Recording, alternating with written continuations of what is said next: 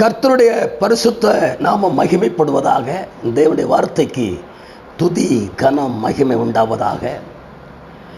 அருமையான கர்த்தருடைய பிள்ளைகளே, சத்தியத்திலே வாஞ்சையாயிருந்து சத்தியத்திற்கு சாட்சியாய் வாழ்கிற தேவனுடைய பிள்ளைகளுக்கு இப்படிப்பட்ட காணொலிகள் கொடுக்க வேண்டும் என்று ஆவியானுடைய உதவியோடு இருக்கிறோம். நான் ஒரு வசனத்தை வாசிக்கிறேன். ஆதியாகமத்தின் புஸ்தகம் 20ஆம் அதிகாரம் 6ஆம் வசனத்தை வாசிக்கிறேன். அப்பொழுது தேவன், உத்தம இருதயத்தோடு நீ இதை செய்தாய் என்று நான் அறிந்திருக்கிறேன். நீ எனக்கு முன்பாக பாவம் செய்யாதபடிக்கு உன்னை தடுத்தேன். ஆகையால் நீ அவளை தொட நான் உனக்கு இடம் கொடுக்கவில்லை. பிரியமான கர்த்தருடைய பிள்ளைகள் அறிய வேண்டிய ஒரு காரியம், உத்தமனுக்கு கர்த்தர் துணை நிற்கிறார். உத்தமன் செய்கிற காரியத்தை கர்த்தர் கவனிக்கிறார். தவறான காரியமாக இருந்தால் அவரே வந்து தடுக்கிறார். பாருங்க, எவ்வளவு ஒரு காரியம். மண்ணான ஒரு மனுஷன் இந்த பூமியிலே தேவனால் தெரிந்து கொள்ளப்பட்டவன் ஆபிரகாம். அவன் ஆபிரகாமுடைய மனைவியை அந்த பட்டணத்திலே யாரும் தன்னை கொண்டு விடாதபடிக்கு அவன் தன்னை சகோதரி என்று சொல்லுகிறான். அப்பொழுது இந்த அபிமெலேக்கு ராஜா அவளை தன்னுடைய அறைக்குள்ளே கொண்டு வருகிறான். அவளும் சொல்றாளே, அவர் என்னுடைய சகோதரன் தான் என்று சொல்லி. அப்போ கணவன் மனைவி இருவரும் சகோதரன் சகோதரி என்று சொல்லி வாழ்ந்ததுனால ராஜா அவள் அழகை கண்டு அவளை தன் அறைக்குள்ளே கொண்டு வருகிறான். கொண்டு வருகிற அந்த இடத்துல கர்த்தர் சொல்லுகிறார், நீ இவளை எடுத்தால் பல விளைவுகள் வரும் என்று சொல்லுகிறார். அப்ப அதுக்கு தான் சொல்றான், ஆண்டவரே, நான் உத்தம இருதயத்தோடு இதை செய்தேன் என்றேன்.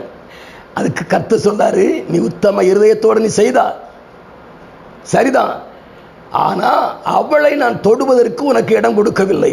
நீ எனக்கு விரோதமாய் பாவம் செய்யாதபடிக்கு நான் உன்னை தடுத்தேன். அருமையான ஒரு வார்த்தை பாருங்க. ஒரு பரிசுத்தவானை, ஒரு உத்தமனை, ஒரு நீதிமானை தவறு செய்ய விடாதபடிக்கு தடுக்கிற தேவன். இன்னைக்கு உங்கள் வாழ்க்கையில் பாருங்களேன், சில நேரங்களில் சில பிரச்சனைகளில் சிக்கிக்கொள்ளும் பொழுது கர்த்தர் உங்களை தடுப்பார். வேண்டாம், இந்த காரியம் வேண்டாம். உங்கள் மனசாட்சியில் நீங்கள் கொஞ்சம் சிந்திச்சு பாருங்க. கர்த்தர் தடுத்து நீங்கள் செய்திருந்தீர்களானால் அதனுடைய விளைவுகள் வேறு விதமாக இருக்கும்.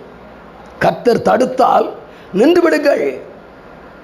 அவதான் சொல்றேன், நீ உத்தம இருதயத்தோடு இதை செய்தாய் என்று எனக்கு தெரியும், அதனால் நீ எனக்கு விரோதமாய் பாவம் செய்யாதபடி. பாருங்க, ஆண்டவரை பாருங்களேன், நீ எனக்கு விரோதமாய் பாவம் செய்யாதபடிக்கு நான் உன்னை தடுத்தேன். உண்மையிலே தெய்வம் பூமியில இறங்கி வந்து இந்த மனுஷனோடு கூட பேசுகிறார் பாருங்களேன்.